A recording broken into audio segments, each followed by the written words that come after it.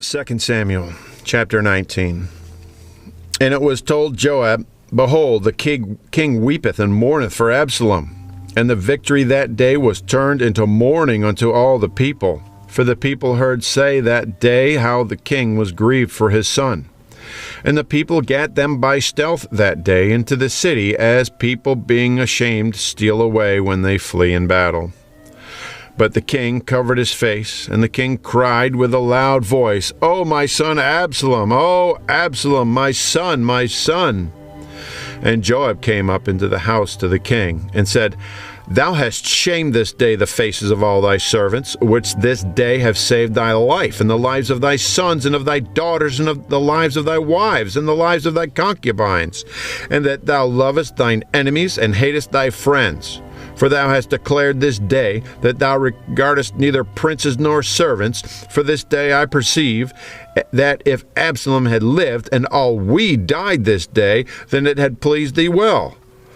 Now therefore arise, go forth, and speak comfortably unto thy servants. For I swear by the Lord, if thou go not forth, there will not tarry one with thee this night.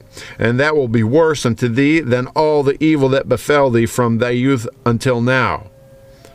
Then the king arose and sat in the gate, and they told unto all the people, saying, Behold, the king doth sit in the gate. And all the people came before the king, for Israel had fled every man to his tent.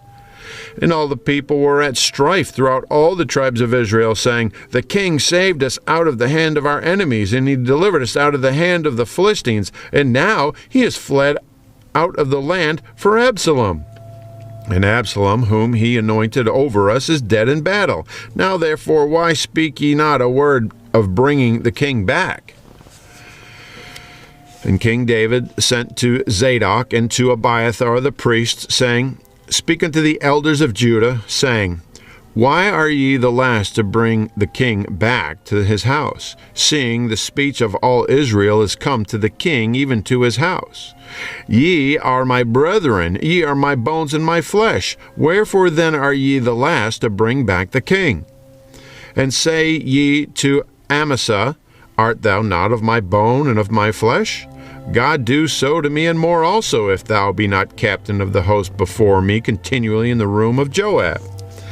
And he bowed the heart of all the men of Judah, even as the heart of one man, so that they sent this word unto the king, Return thou and all thy servants. So the king returned and came to Jordan, and Judah came to Gilgal to go to meet the king, to conduct the king over Jordan. And Shimei the son of Gera, a Benjamite, which was of Bahurim, hasted and came down with the men of Judah to meet King David. And there were 1,000 men of Benjamin with him, and Ziba, the servant of the house of Saul, and his 15 sons and his 20 servants with him, and they went over Jordan before the king. And there went over a ferry boat to carry over the king's household, and to do what he thought good. And Shimei the son of Gera fell down before the king as he was come over Jordan, and said unto the king, Let not my lord impute iniquity unto me, neither do thou remember that which thy servant did perversely the day that my lord the king went out of Jerusalem, that the king should take it to his heart. For thy servant doth know that I have sinned. Therefore, behold, I am come the first this day of all the house of Joseph to go down to meet my lord the king. But Abishai the son of Zeruiah answered and said, Shall not Shimei be put to death for this, because he cursed the Lord's anointed? And David said, What have I to do with you, ye sons of Zeruiah, that ye should this day be adversaries unto me? Shall there be any man be put to death this day in Israel? For do not I know that I am this day king over Israel? Therefore the king said unto Shimei, Thou shalt not die. And the king sware unto him. And Mephibosheth, the son of Saul, came down to meet the king, and had neither dressed his feet, nor trimmed his beard, nor washed his clothes, from the day the king departed until the day he came again in peace. And it came to pass, when he was come to Jerusalem to meet the king, that the king said unto him, Wherefore wentest thou not with me, Mephibosheth? And he answered, My lord, O king, my servant deceived me. For thy servant said, I will saddle me an ass, and I will ride thereon, and go to the king, because thy servant is lame. And he hath slandered thy servant unto my lord the king. But my lord the king is as an angel of God. Do therefore what is good in thine eyes. For all of my father's house were but dead men before my lord the king. Yet didst thou set thy servant among them that did eat at thine own table. What right therefore have I yet to cry any more unto the king? And the king said unto him, Why speakest thou any more of thy matters? I have said, Thou and Ziba divide the land. And Mephibosheth said unto the king, Yea, let him take all, for as much as my lord the king is come again in peace unto his own house. And Barzillai the Gileadite came down from Rogelim, and went over Jordan with the king to conduct him over Jordan. Now Barzillai was a very aged man, even 80 years old, and he had provided the king of sustenance while he lay at Mahanaim, for he was a very great man. And the king said unto Barzillai, Come thou over with me, and I will feed thee with me in Jerusalem. And Barzillai said unto the king, How long have I to live, that I should go up with the king unto Jerusalem? I am this day 80 years old, and can I discern between good and evil? Can thy servant taste what I eat or what I drink? Can I hear any more the voice of singing men and singing women? Wherefore then should thy servant be yet a burden unto my lord the king? Thy servant will go a little way over Jordan with the king, and why should the king recompense it me with such a reward? Let thy servant, I pray thee, turn back again, that I may die in mine own city, and be buried by the grave of my father and of my mother. But behold, thy servant Chimham, let him go over with my lord the king, and do to him what shall seem good unto thee. And the king answered, Chimham shall go over with me, and I will do to him that which shall seem good unto thee, and whatsoever thou shalt require of me, that I will do for thee. And all the people went over Jordan, and when the king was come over, the king kissed Barzillai and blessed him, and he returned unto his own place. Then the king went on to Gilgal, and Chimham went on with him. And all the people of Judah conducted the king, and also half of the people of Israel. And behold, all the men of Israel came to the king, and said unto the king, Why have our brethren, the men of Judah, stolen thee away, and have brought the king and his household, and all David's men with him over Jordan? And all the men of Judah answered the men of Israel, Because the king is near of kin to us. Wherefore then be ye angry for this matter? Have we eaten at all of the king's cost, or hath he given us any gift? And the men of Israel answered the men of Judah, and said, We have 10 parts in the king, and we have also more right in David than ye. Why then did ye despise us, that our advice should not be first in the bringing back of our king? And the words of the men of Judah were fiercer than the words of the men of Israel. 2 Samuel chapter 20. And there happened to be there a man of Belial, whose name was Sheba, the son of Bichri, a Benjamite. And he blew a trumpet and said, We have no part in David, neither have we inheritance in the son of Jesse. Every man do his tents, O Israel. So every man of Israel went up from after David, and followed Sheba the son of Bichri. But the men of Judah clave unto their king from Jordan even to Jerusalem. And David came to his house at Jerusalem, and the king took the 10 women as concubines, whom he had left to keep the house, and put them in ward, and fed them, but went not in unto them. So they were shut up unto the day of their death, living in widowhood.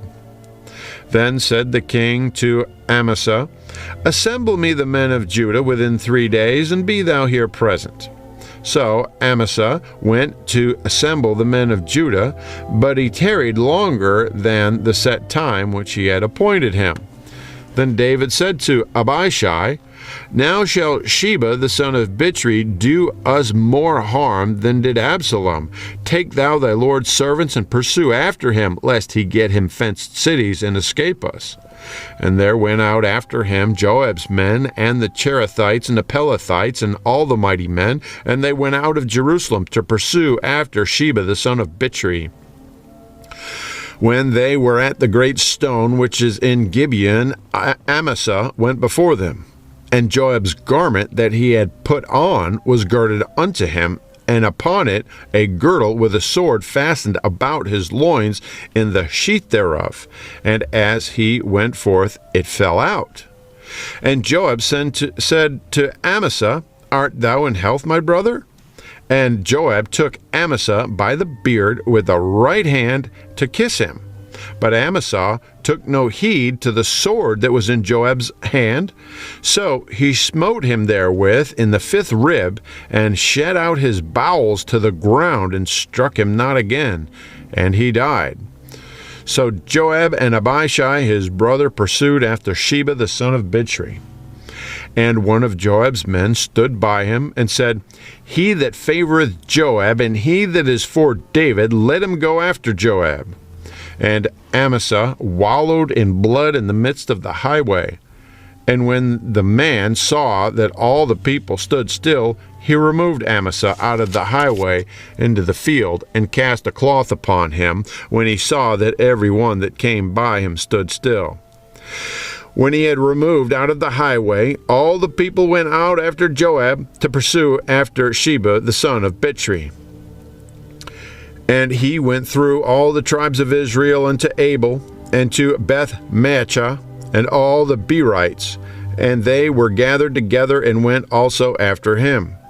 And they came and besieged him in Abel of Beth-maachah, and they cast up a bank against the city, and it stood in a trench, and all the people that were with Joab battered the wall to throw it down.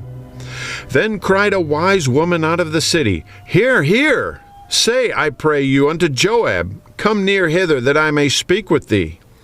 And when he was come near unto her, the woman said, "Art thou Joab?" And he answered, "I am he." Then she said unto him, "Hear the words of thine handmaid." And he answered, "I do hear." Then she spake, saying, They were wont to speak in old times, saying, They shall surely ask counsel at Abel. And so they ended the matter. I am one of them that are peaceable and faithful in Israel. Thou seekest to destroy a city and a mother in Israel. Why wilt thou swallow up the inheritance of the Lord? And Joab answered and said, far be it from me that I should swallow up or destroy. The matter is not so, but a man of Mount Ephraim, Sheba the son of Bichri by name, hath lifted up his hand against the king, even against David. Deliver him only, and I will depart from the city.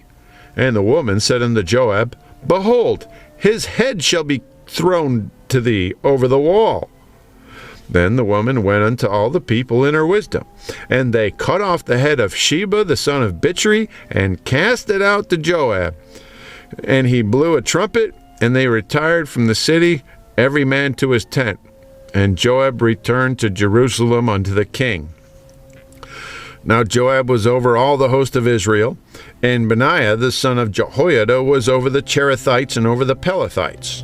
And Odoram was over the tribute, and Jehoshaphat the son of Ahilud was recorder, and Sheva was scribe, and Zadok and Abiathar were the priests, and Ira also the Jairite was a chief ruler about David.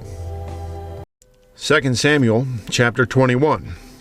Then there was a famine in the days of David 3 years, year after year. And David inquired of the Lord, and the Lord answered, It is for Saul and for his bloody house, because he slew the Gibeonites.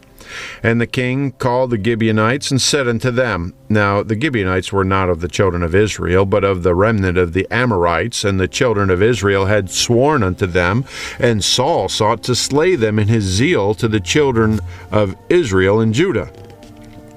Wherefore David said unto the Gibeonites, What shall I do for you? And wherewith shall I make the atonement that ye may bless the inheritance of the Lord?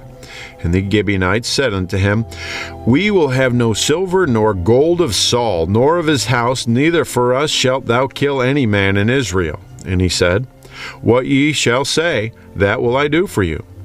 And they answered the king, The man that consumed us, and that devised against us that we should be destroyed from remaining in any of the coast of Israel. Let 7 men of his sons be delivered unto us, and we will hang them up unto the Lord in Gibeah of Saul, whom the Lord did choose. And the king said, I will give them. But the king spared Mephibosheth, the son of Jonathan, the son of Saul, because of the Lord's oath that was between them, between David and Jonathan, the son of Saul. But the king took the 2 sons of Rizpah, the daughter of Aiah, whom she bare unto Saul, Morni and Mephibosheth, and the 5 sons of Michal, the daughter of Saul, whom she brought up for Adriel, the son of Barzillai, the Maholathite. And he delivered them into the hands of the Gibeonites, and they hanged them in the hill before the Lord, and they fell all 7 together, and were put to death in the days of harvest, in the first days in the beginning of barley harvest. And Rizpah, the daughter of Aiah, took sackcloth and spread it for her upon the rock, from the beginning of the harvest until water dropped upon them out of heaven, and suffered neither the birds of the air to rest on them by day, nor beast of the field by night. And it was told David what Rizpah, the daughter of Aiah, the concubine of Saul, had done.